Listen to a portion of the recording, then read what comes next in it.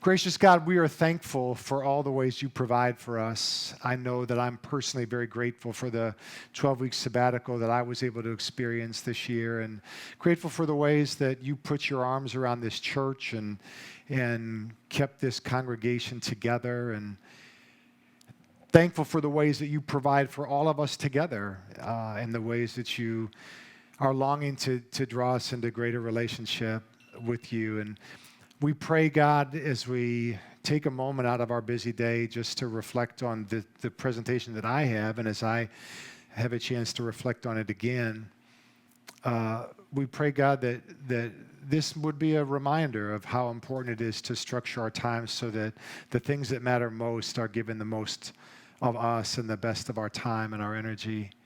And I pray that you would speak to all of us here in a way that would help us grow in our faith and our faithfulness in some way. In Jesus' name we pray. Amen. All right, yeah. So again, you just tell me if you can't hear me or if I need to repeat myself. Otherwise, I'm just going to keep going. But so to those of you just coming in, make yourself comfortable. As usual, there are plenty of seats up front. About 8 of them. I would say that what I have a bunch of pictures, and the pictures will really probably go more quickly toward the second half of the presentation. It feels like I may talk more with fewer pictures at the beginning. And we'll see how this goes. I've been given a remote control to operate, so hopefully that works. If you have questions, though, why don't we you raise your hand and shout it out, and if we answer it, then we do. If we don't, we'll just kind of table it and put it to the end. How's that?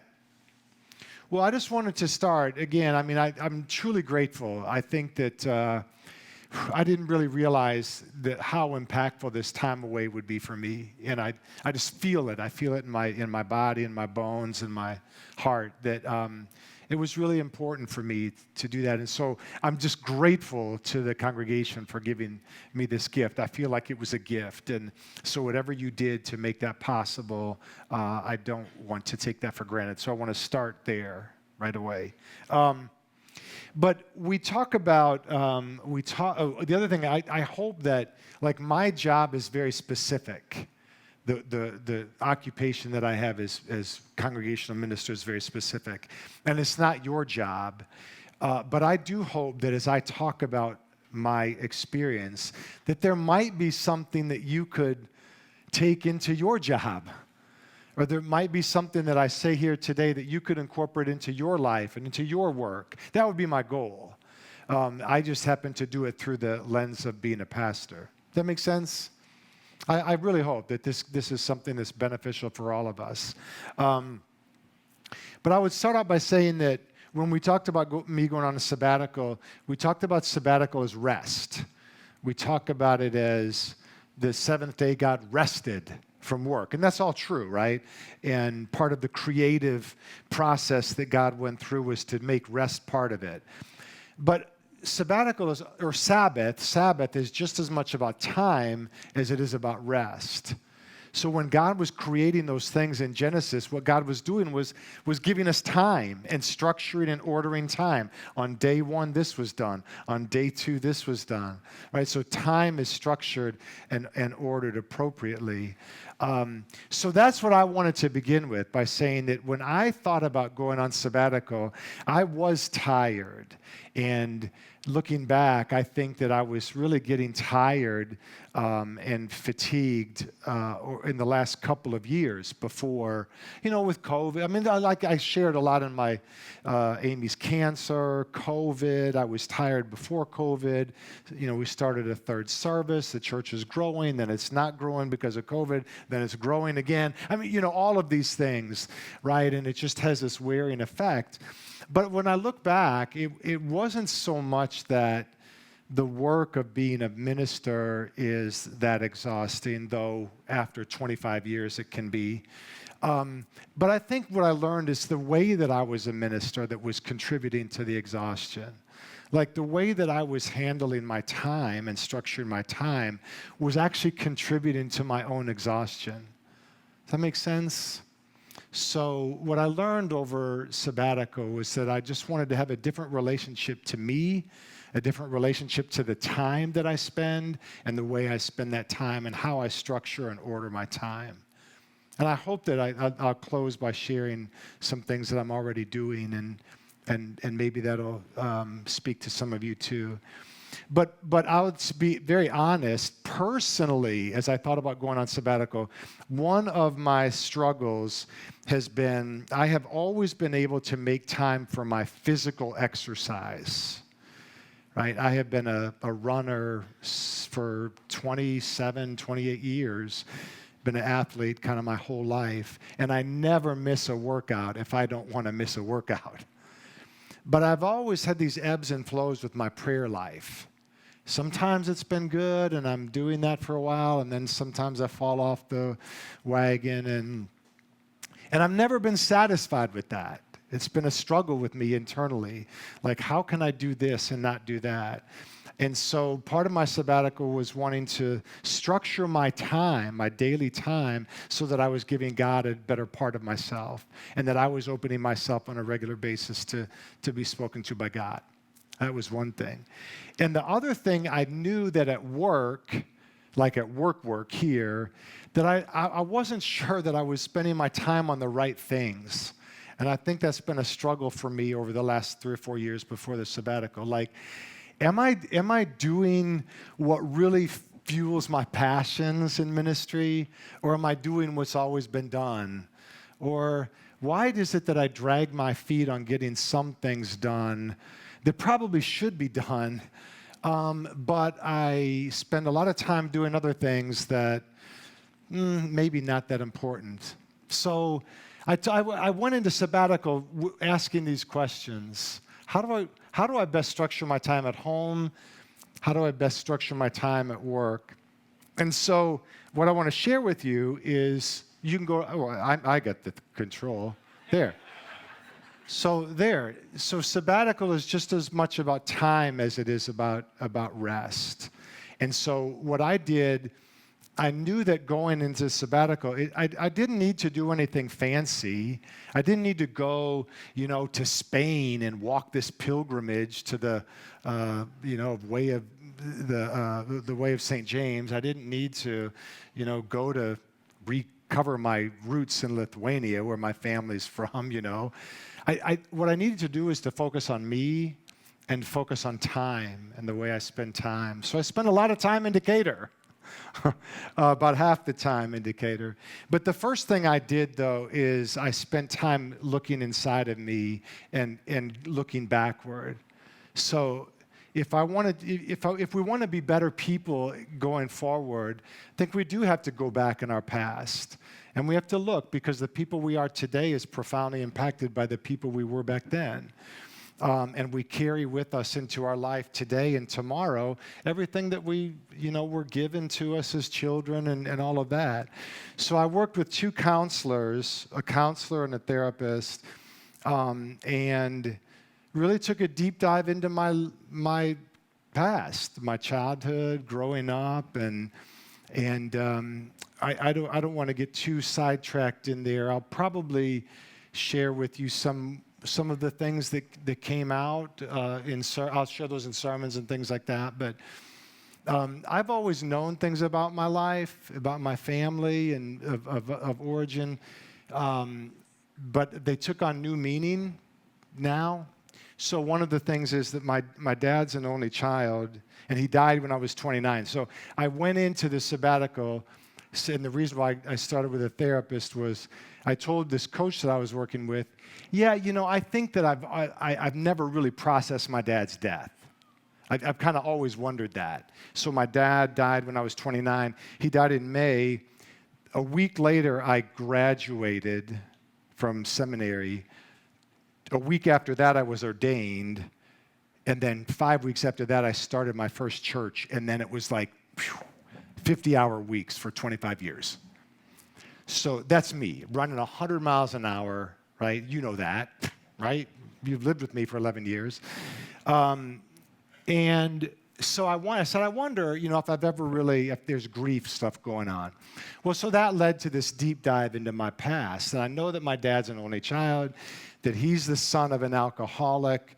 That grandfather of mine never drank my whole life. He miraculously stopped around the time I was born. So I only knew the good, the happy guy, right? I don't think he was always a nice guy based on what the little cryptic things that I picked up from my dad. But as a child of an alcoholic, children of alcoholics are just, they learn to cope. And the way they cope is by creating stasis. And they'll suppress their own feelings in order to make things better for the environment. Because you never know who's coming in the door. Is it the happy drunk or the unhappy one, right? And the child is going to always morph into that. Well, I say that because I wish that I had the chance to talk to my dad about this stuff. We didn't have the chance to have those conversations, but he brought into our family some of those same kind of pressures. So I think looking back, I've dealt with codependency my whole life, trying to please and not paying attention to my own feelings, but trying to please the other people to make the environment smooth. And I can see that causes a great deal of tension. I think it's been building up and over these years, and it finally just came to a point where I said, not even knowing it, like God was driving all these things to bring them to fruition here this summer. But it's been very helpful for me to just acknowledge these things that are realities in my life. And once you name them, then you can kind of let go of them. But I saw how I was treating my kids in ways that I wasn't happy with, like little things, not big things. It's just little things, but little things that can be very profound and things that my dad did to me, right? And I thought, well, I don't like that. I don't like my children are looking at me like I looked at my dad, and I didn't like that. So part of this process was just kind of unpacking all that and really letting my dad go and saying, I'm not mad at you. I wish that things were different, but you were doing the best you could with the hand that you were dealt, and I'm going to make myself better, and I'm not going to pass on some of these things. So part of this was writing a letter to my kids, which was really cathartic. Trying to get in touch with my own feelings more and acknowledging the feelings that I have and not trying to bury them and wondering what people would think if I react a certain way. So that's all very, I can't recommend good counseling enough. I mean, it may not be for you. You may not be in a point where my attitude is, it will not work if you don't want it to work. But if you want to get better, if you want to improve your life in any way, it never hurts to talk to somebody. And as I said in something I gave to the personnel committee and the council, I had these virtual meetings like every month or every week, and I didn't always like them, but I loved them, right? I did the work gratefully, but not always willingly, right? Not always eagerly. But it was very good. So that was the biggest part of this. And like I said, I didn't need to travel. I didn't need to go anywhere. I could have these meetings wherever I was. So the first thing I did was to really look at time as in my lifetime, and looking back in the past and saying, let go of some things and look forward to the person that I want to become. Good? Oh, so the good coach or the good counselor, they ask a lot of questions.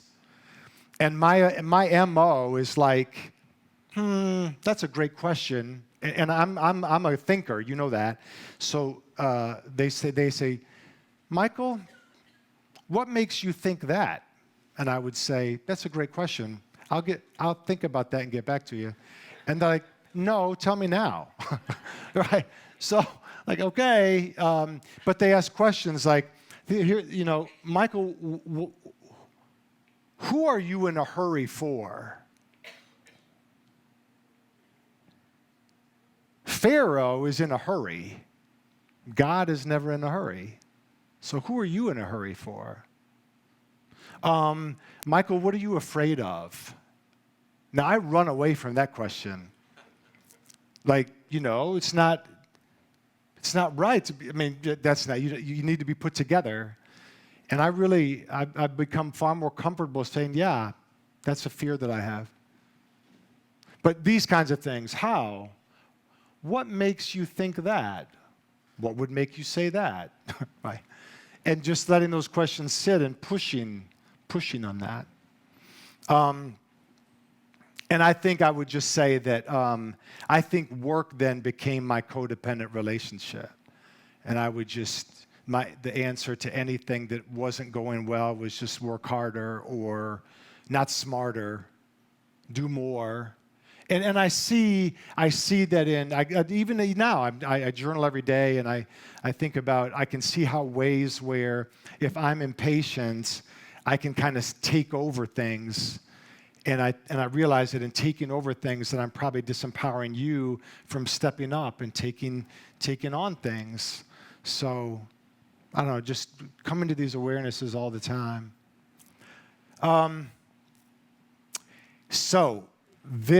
I highly recommend this book.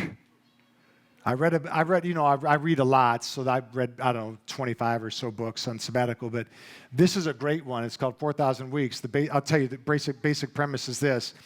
4,000 weeks is the average lifespan a person has.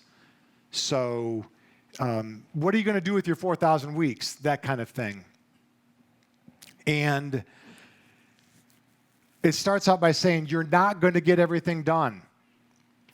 Why would you possibly think you're going to get everything done? You're a human being.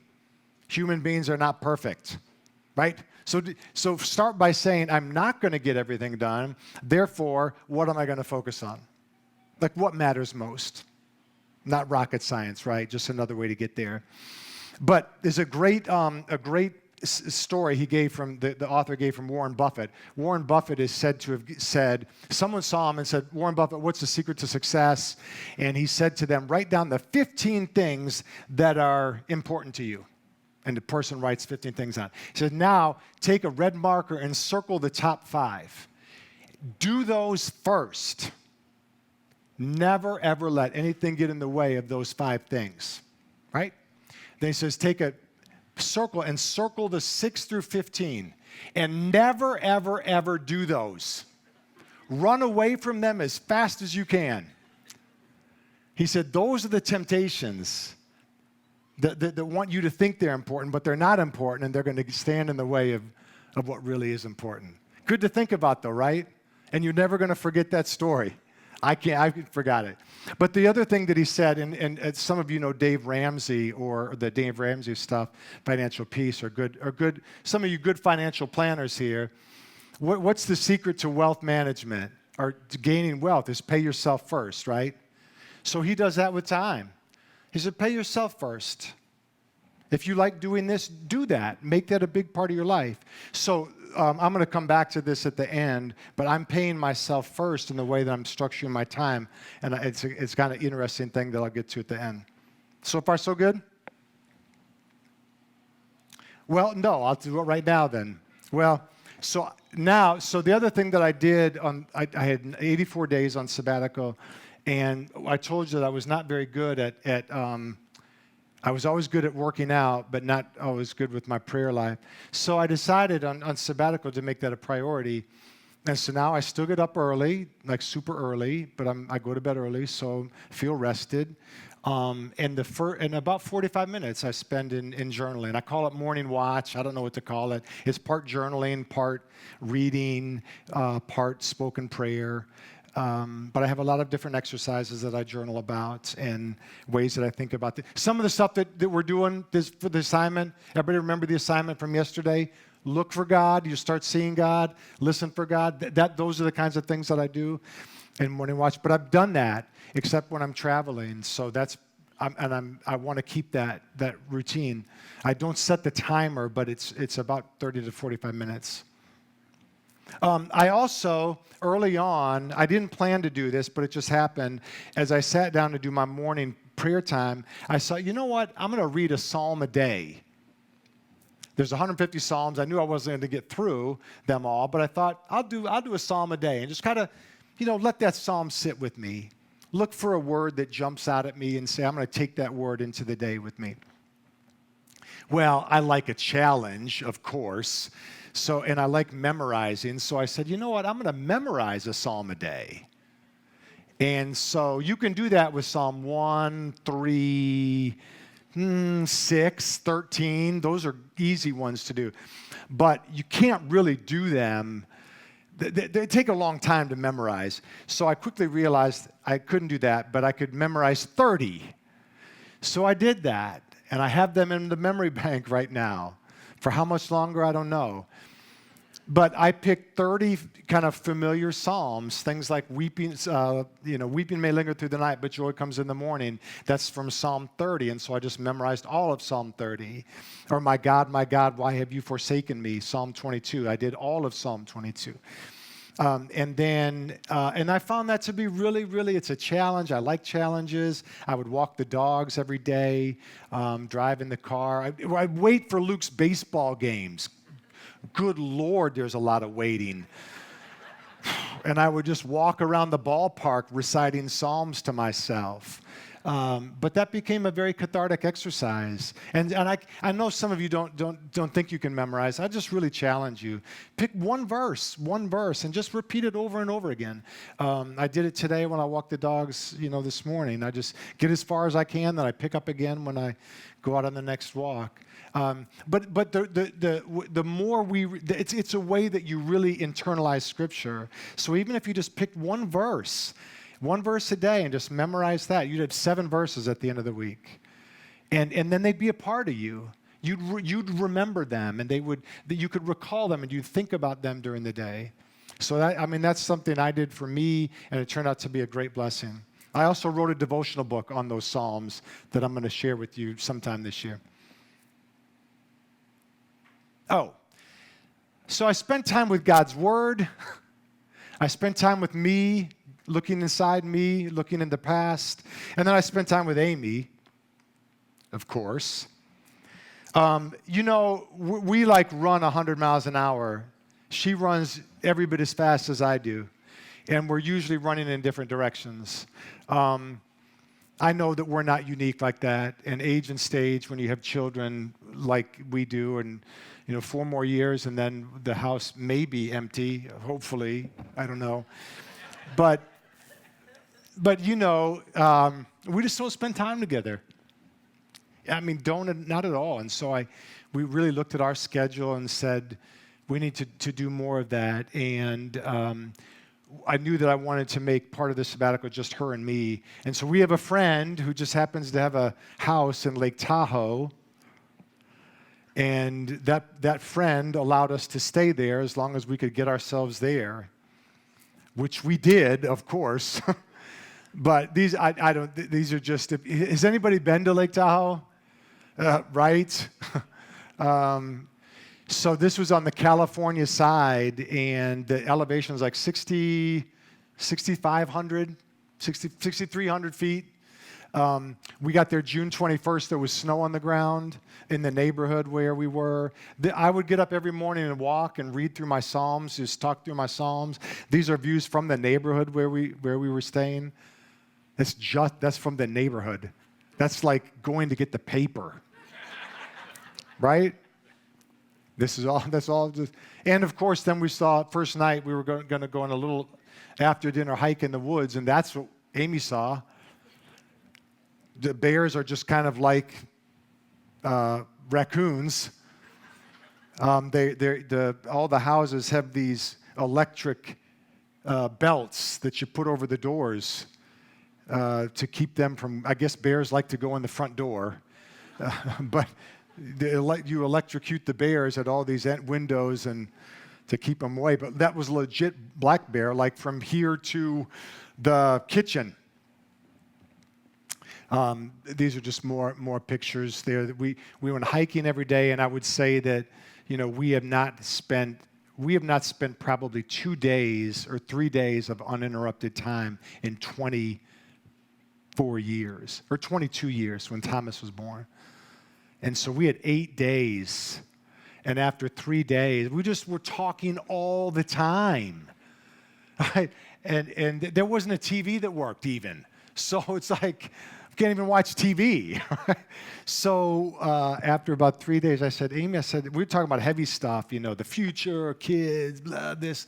And I said, aren't you tired? I'm a little tired. We want a break? But every day we just went walking, and obviously just tremendous things to see. But yeah, can't recommend it enough to be out there. Isn't that beautiful, though? So that as Amy and I look back over the sabbatical, we got on the plane going out there with no preconceived notions of what it was going to be like, and it turned out to be something that we'll never forget. Just will never, either of us. It was for the ways that we connected with each other, just the conversations that we had, and the things we saw, and yeah, it was really, really tremendous. And we didn't, and you know how every time you travel, every time you go to a family reunion, there's always like the midweek, and everybody's crabby. You know what I'm talking about, right? Don't look at me like... We didn't even have that. I mean, it was amazing. Yeah. Can you give us maybe your friends? No, mum's the word. Yeah, we were. So if you've been out west, we'd never really been out west, so we took a lot of pictures of just about everything. The other thing I did is spend a lot of time with Luke. Luke, and this was just a fortuitous thing that happened with the sabbatical this year, or the sabbatical being this year. He's played travel baseball, and that was the first time he'd played travel baseball. And the travel baseball is its own world, like travel, whatever, gymnastics or soccer or whatever. But you're basically there from Friday to Sunday. And if your team wins, then you stay there till Sunday night. Sometimes till Sunday till midnight. If your team loses, then you may go home. But I would. So there were 4 tournaments: Iowa, St. Louis, Indianapolis, where I could go because I was off on Sundays. So how wonderful that was. And Luke and I just had a great time. We connected, we bonded with each other. So spending time with family was important to me on sabbatical too. So spending time just with Amy, and then spending time with our kids, and that's what we did in Michigan. So we have a, for those of you that don't know, we have a cabin. Everybody calls them cottages up there. So we have a cottage in northern Michigan that my parents got from in 1936 it was built, and they bought it in 73 for $10,000 from an older couple whose kids didn't want it. And we've been there ever since. So when I say going north, that's where I mean. And that's the view from our cottage.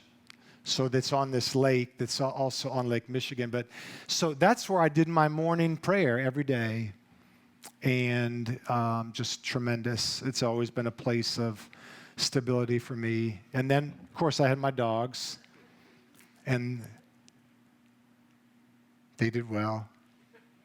And that's our lake on the right, and that's Lake Michigan on the left. So this lake that we're on is 1 mile inland from Lake Michigan. So you get the best of everything. But I mean, I'm a nature guy. You probably know that. I love sunsets, and I just love being outside. And how can you not see God's hands at work, right? Whether that's the sunrise or the sunset or any of these things. So spending time with family was important. And then I went to a monastery. So I'm going to just do a really brief history of monasteries because they have a really cool origin. This is the Abbey of Gethsemane, and it's in Kentucky. It's just south of Louisville. Well, I say that. It's like 30 miles south of Louisville that takes like an hour to drive because, you're out. It is so far from Louisville, you might as well be, light years away. It's tucked way, way back in the hills and hollers of Kentucky there. But monasteries had their start way back in Jesus. I mean, not too far after Jesus' time. So after Jesus rose and went into heaven, for the next 300 years, Christianity was spreading in the area, basically, of the Roman Empire, right? So we know that from our history. Sometimes the Romans persecuted Christians. Not all the time, and not all Christians were persecuted. But if they were persecuted, it wasn't even because they confessed Christ. It was because they also wouldn't pray to the emperor. So the Romans were actually okay if you worship Jesus, just also worship the emperor. That was the sticking point, right? So some Christians were then martyred. Everybody know what a martyr is? You're killed because of your faith. And even in the time of the martyrs, other people looked at the martyrs with special reverence, like they must really have faith because they suffered like Jesus did, right? So 300 years after Jesus, Constantine, the Roman emperor, makes Christianity acceptable. Nobody's martyred anymore. The martyrs are gone because you're no longer persecuted for your faith. So other people said, well, how can we connect with the suffering of Christ? How can we experience what Christ did? And so some people in northern Africa, they would go into the desert and they would live in caves. They're called the Desert Fathers. And they would live in caves like John the Baptist. They would eat wild honey and locusts and bugs and dirt and whatever else you could find in the desert. And they deprived themselves that way. And then they wrote about their experiences and they sent them back to the cities. And people saw, wow, there are these really amazing experiences of God in the desert. I'd like to do that too, but I don't want to go to the desert. So they built monasteries. Monasteries were buildings in the cities where people would go and live, and you'd kind of deprive yourself. You'd deprive yourself of your job and your home, and you'd eat simply and sleep, and your comforts would be minimized, and you'd give yourself to prayer. Well, for about 200 years, the early monasteries were kind of like this, cross between fraternity houses and youth group. I mean, generalizing to a point, but so along came this man named Saint Benedict. Everybody heard of Saint Benedict? Saint Benedict lived in Italy in about the 500s, and he said, if we're going to have monasteries, we need to have rules. We need to have order. And so he developed what he called a rule. It's called the rule, but it's really many, many, many, many rules. And it structures the monk's day. This is when you worship. This is what scripture you read on what day. This is when you eat. This is how you should balance work and prayer. And these are the jobs in the monastery. Everybody good?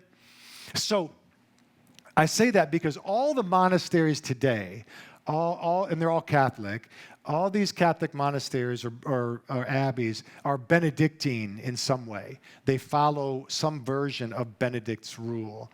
Well, so these are just pictures of monasteries and kind of what we think of when we think of a monastery.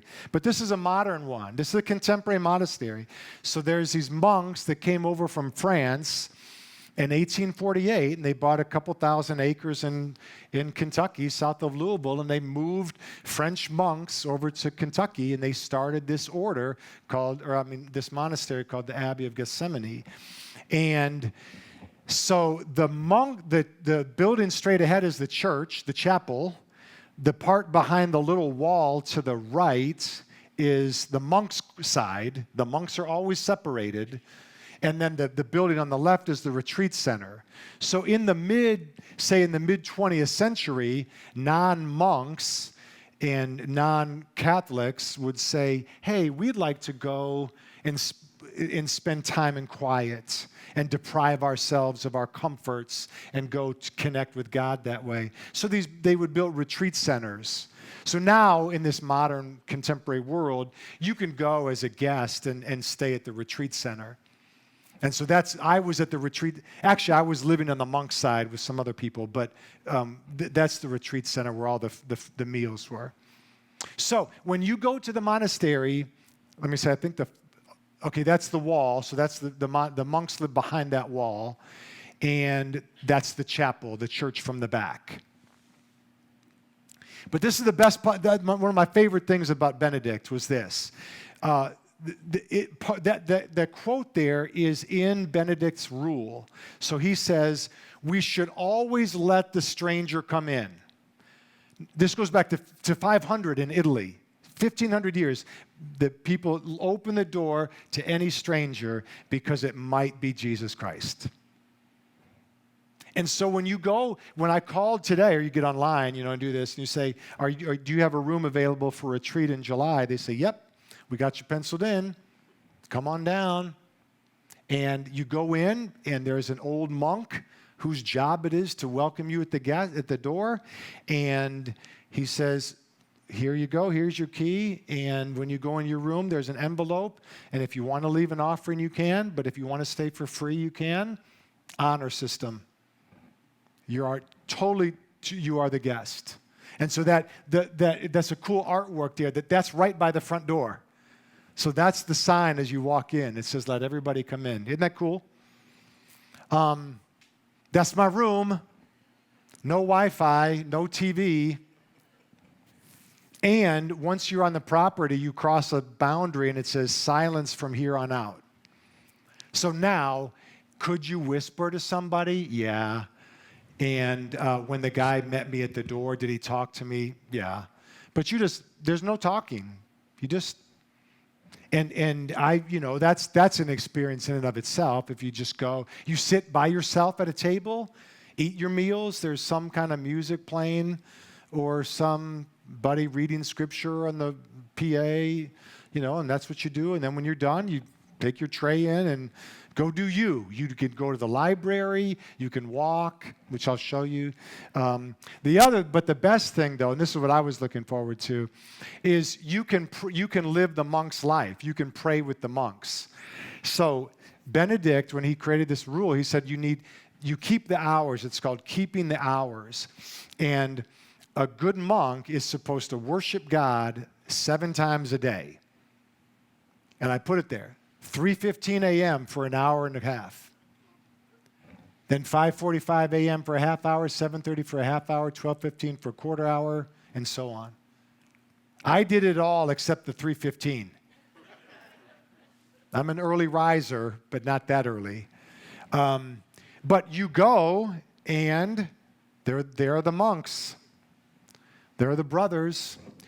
The non-monks, we all sat up in the balcony, but you have a prayer book, and they come together, and they're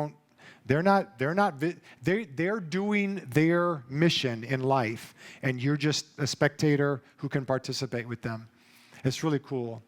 And what they do is they chant psalms over and over and over again. They chant through 150 psalms every 2 weeks, then they go back and do it again. So right now it's what time? It's 6:40. They are at the 7:30 worship time right now. They keep that 365 days, 7 days a week, 12 months a year, praying the same cycle over and over and over again. And so they believe that their gift to the world is this. They believe that not everybody can give themselves to Scripture like this. You have other jobs. We have jobs. But they can. And even in the prayer, they pray for the world. They prayed for the heat wave when I was there.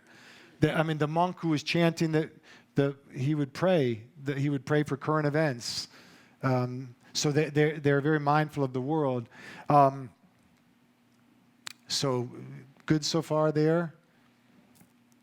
Yeah. This is just for men. Now, the women are welcome as retreatants. We were about half men and half women. But yeah, and there are convents where women are following the same thing. They're following their own version of the prayer time and the hours. But what are the monks doing when they're not doing that? They're working. Now, like churches that are declining, some of them, the monastery is declining too. There's not many young monks there. They're old. And so back in the day, in the 1800s, they were probably farming. Now the monks still bake bread. So we ate bread every night that the monks baked. Oddly enough, they're famous for their fruitcakes. So if you like, fruitcakes were a thing. Are fruitcakes still a thing at Christmas? Are they? I don't know. Okay, yeah. So so that's what they make. They make fudge. So they make some supplies like that. But back in the day, they were doing a lot of work. But the Benedictine principle is work, study, pray. Work, study, pray.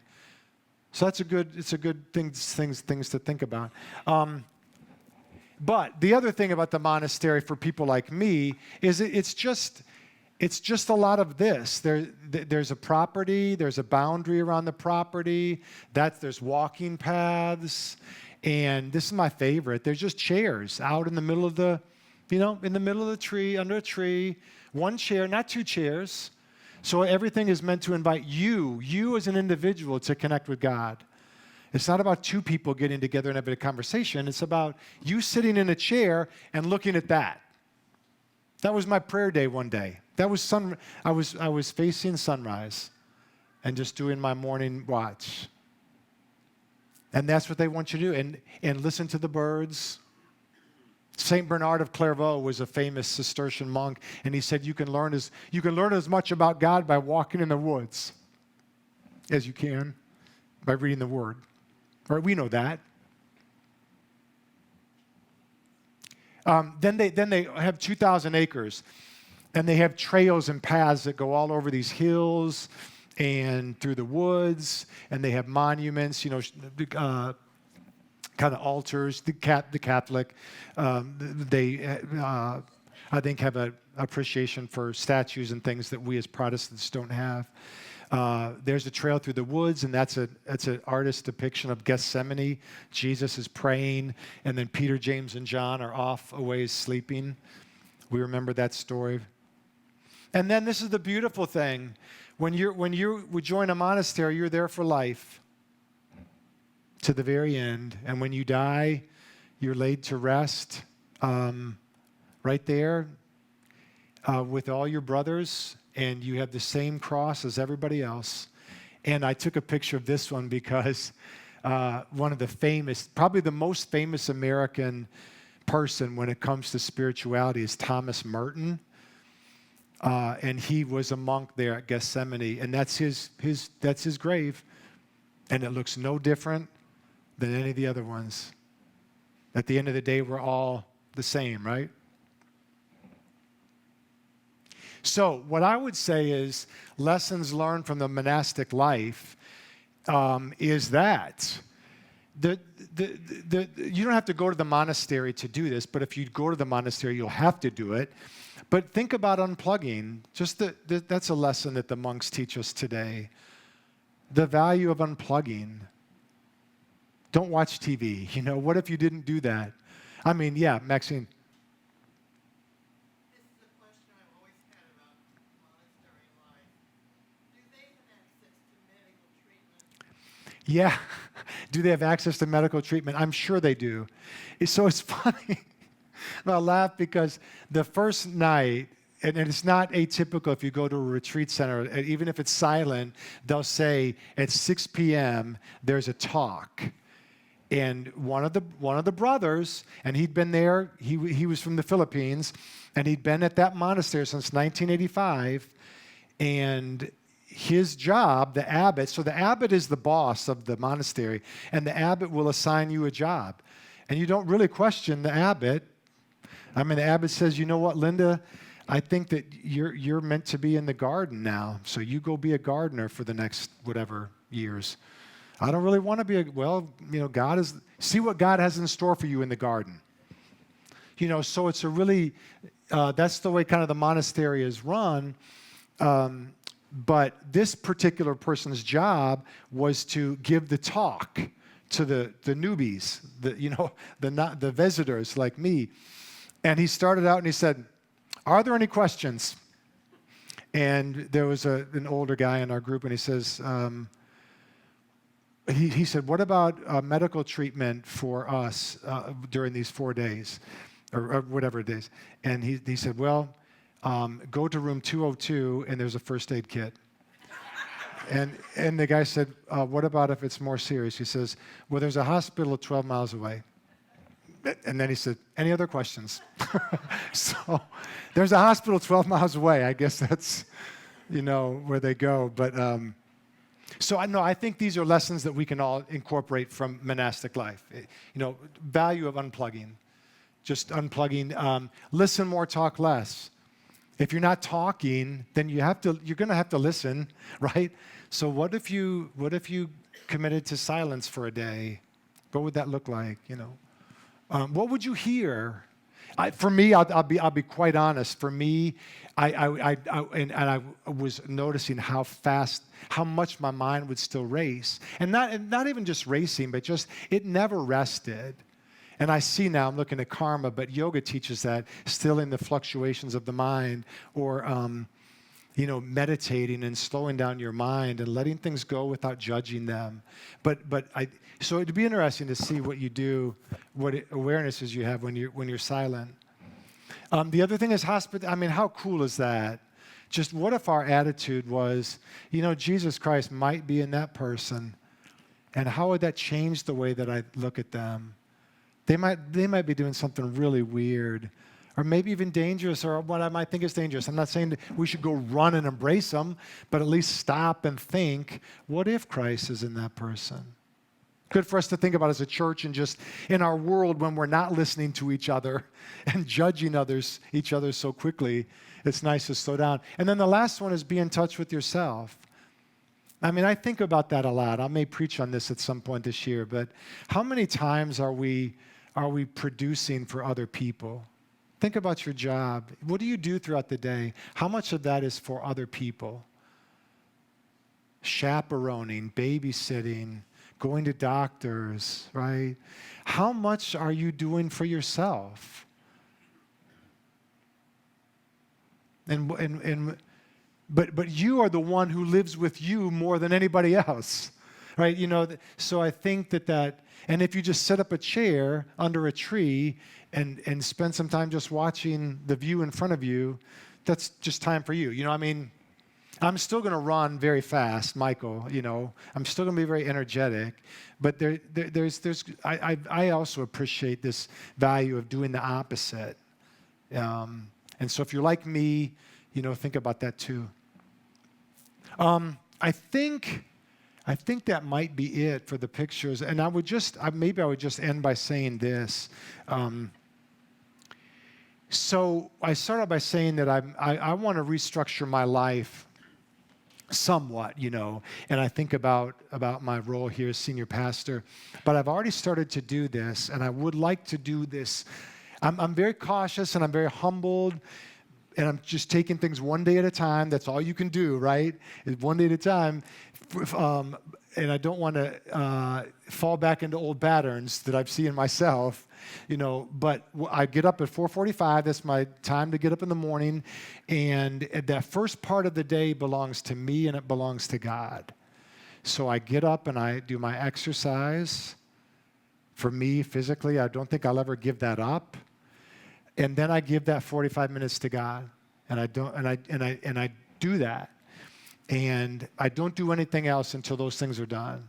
And then I look at preaching, because the other thing that I noticed in being away from you is that I missed there was something that I really missed, and I missed preaching, and I missed teaching, and I missed you as people. So as I come back, I want to give more of myself to preaching, more of myself to teaching, and then figuring out how I can make the most of my time to connect with you as people. But so I start the day with God and me. We're together first. I exercise, spiritual exercise, and then I turn to preaching.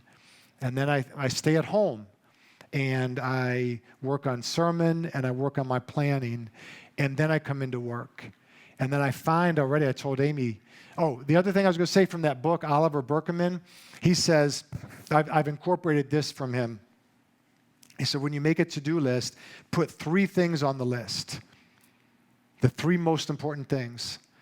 and do them first. And don't put anything else on the list until one of those is done. And I found that that actually works. I like that. So I have this reserve list over here because I know it's there. But I do those 3, and then I say, okay, now I'm going to take this one over there. And before, I would, on Monday morning, list all the things that were coming for that week.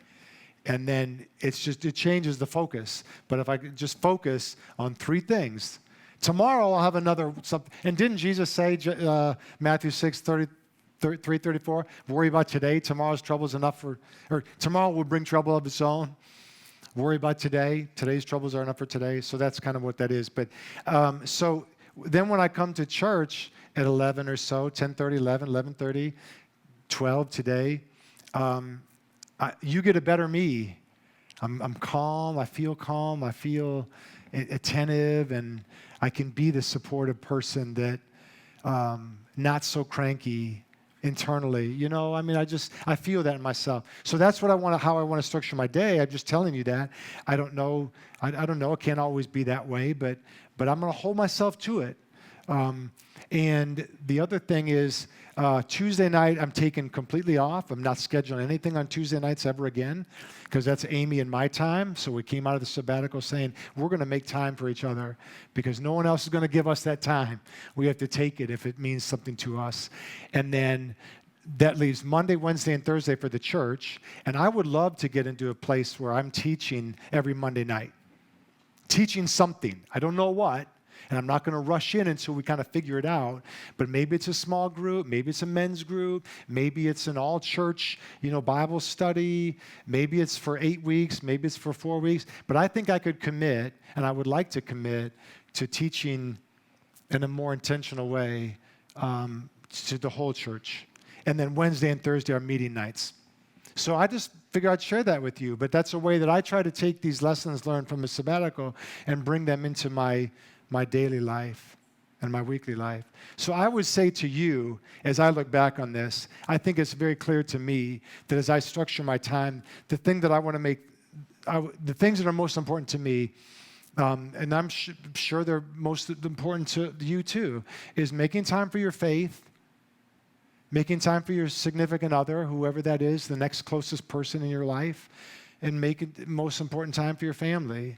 I think I used to do that in a way that I felt like I had to apologize for. And I realize now that those are the people that love me and care about me the most, no matter who I am, no matter who I impress, no matter what I do or don't do. And the people that probably would be unhappy with me are probably the people I don't want to spend my time with anyway. So I just lift that up for your consideration. And maybe there's something that, like I say, that you could take into the way that you think about your daily life or weekly life. But that's it. That's what I have.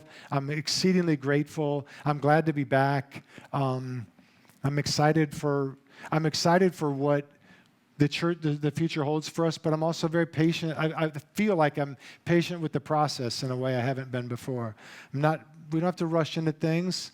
Just I want to pray through things more. I want to study our way through things more. And I think that's another awareness I had is I think we do church really well. We do the business of church so very well. We're efficient and we're smooth and all of that. But I think that we're lacking in a way that we could commit ourselves to prayer and study more. And that's where I want to take a leadership role in. So you get to hear me every Sunday, so I'll just stop right now. But, if there's any questions, we could take any. Yeah, Dan. I love how you gave us some examples of your daily routine changing. You were going to memorize all the Psalms. Was there ever a time during the sabbatical where you just looked at yourself and said, what the heck am I doing on sabbatical? And then what did you do about that? Yeah, it's interesting, the whole process of that too. I'll be honest about this. I got really, really sick, like in the second week, and I thought it was COVID. It was the 1st of June, and I had major chills. Like, it was 80 some outside. I was freezing. And I thought it was COVID. I took multiple tests, and I think it was just my body saying it's shutting down. It's just like releasing everything. And once that was over, then I felt great. there was a time when I was afraid, a little bit afraid of coming back. And it wasn't that I was afraid of seeing you or anything. It was afraid, I remember saying to Amy, I don't want to go back to the way I was. I don't want to go back and feel that. I mean, you would never know because I'm holding it all inside or something, but I don't want to go back to feel these things. I don't want to go back to that old person. I don't know if I'm changed, but I feel like I'm in the process of being changed, and it feels good. So I remember feeling that. I don't know. A couple times I thought, what am I doing with my day today? Because I'm hardwired to think that I need to produce something to be a good person, and that's hard for me to let go of. I think you are a fabulous teacher. Charles and I both said that. That is what you're great at. Well, that's very kind. Just commenting on teaching and would want to see me do that. I appreciate that. Yeah, anybody else? Yep. If you feel yourself getting away from what that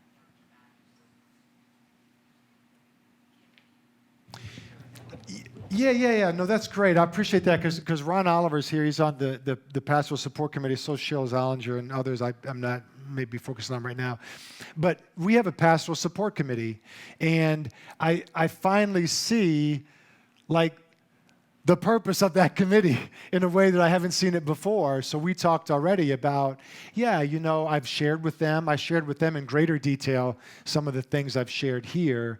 And I think the next time we meet, then we have a checklist to say, okay, let's let them be an accountability partner.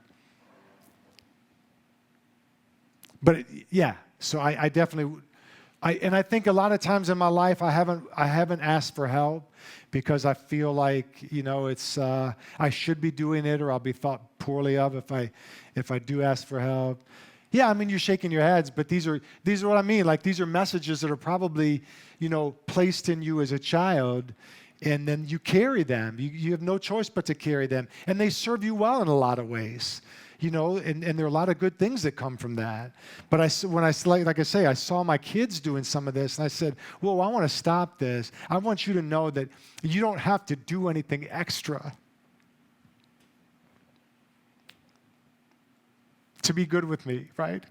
And I feel like I gave those messages, and I don't want to do that.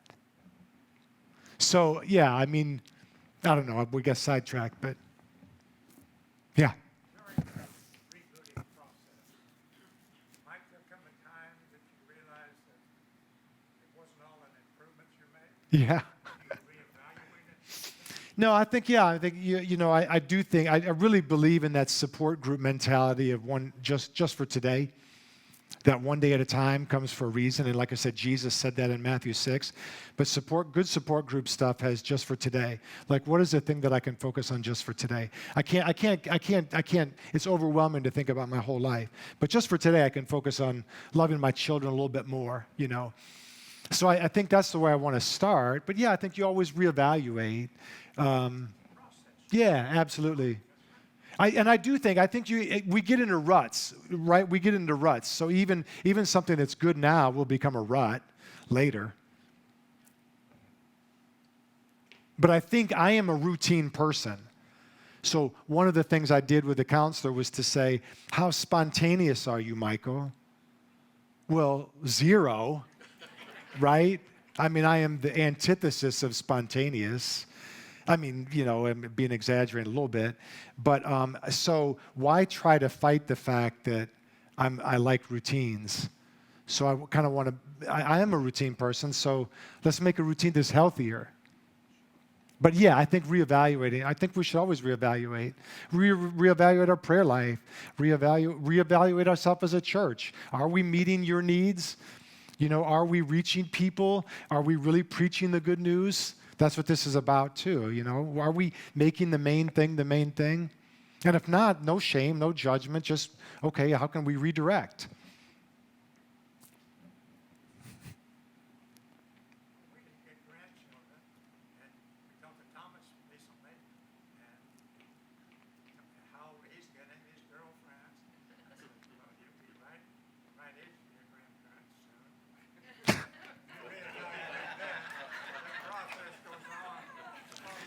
Yeah, it's a good thing Charles doesn't have the microphone.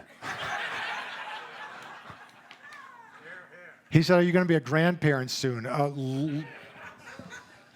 talk to Thomas. Yeah, just for today, God, just for today. No, honestly. Well, listen. Again, I just want to say I'm really, really grateful. Had no idea what to expect, and just the combination of family, thinking about me and you. What really inspires me. I'd do it again. Michael,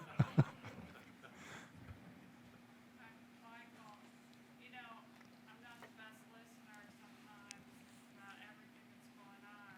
So I'm I'm so pleased that you were doing this. It didn't occur to me that after your sabbatical you would be doing something like this and sharing with us. I was excited to come, oh, you're gonna show us some pictures, you're gonna tell us, but I really feel like what you shared tonight is a model that I don't know about everybody else, but for me is something that I struggle with all the time and I really want. And so, bless you for going on this sabbatical, and thank you for coming back and talking to us like this, because I really think it gives me hope. I appreciate that. I'll just share that. So saying that Christina was looking forward to seeing some pictures, but it was the other stuff that I've shared that's probably more helpful, and we're all probably struggling with some of these things in our own ways. So I thank you for that. I mean, I think that I do come away appreciating the person that God made me to be, and I think in some ways I was fighting that, in small ways, and I'm more comfortable with who I am, and I think that I really want people to get better. And I do that without judgment. I mean, I want to get better as a person. I want to be a better believer. I want to be a better husband. I want to be a better father. And I want to be around people like that. And I want to help people. So if there's anything I can do that can help somebody, and whether that gets a lot of attention or not, doesn't matter, because that's what matters to me. So thank you. Yeah. Please don't listen to that right now, but I'm also wanting to turn the tables on you and ask if there's anything that you were made aware of or was revealed to you that the church or we as individuals thinking differently for you. No, that's good. I appreciate that. I love coming back and seeing you guys. And I knew that I was going to ask these questions when I came back. What did I say? What are the questions? What did you learn about yourselves? And what went well? What went well over the sabbatical? What did you learn about yourselves that you might not have known? And it could have been positive or negative, but and I heard the same things every time. We can do a lot more. We can do a lot more than we thought we could do. They love the social events and the mixing together of these outside of worship things. We can, with the neighborhood event in July, the outside event was a real hit, and just really feeling good about people stepping up and doing things that we can do this, right? Is that fair enough? Did I hear that correctly? That's wonderful. That's wonderful. And I think it's what I look forward to. And I don't know how long this takes, maybe several months, kind of just as we feel our way back together and we start working together again. I don't want this to just stop. And it was done and it's over. And, how does this kind of creep in and still affect the way that we plan the next thing, and take those things with us? All right, I'll be around here for a few more minutes, but let's just bring this to a close. Thank you again for coming and for giving me this opportunity to do that. I really appreciate it.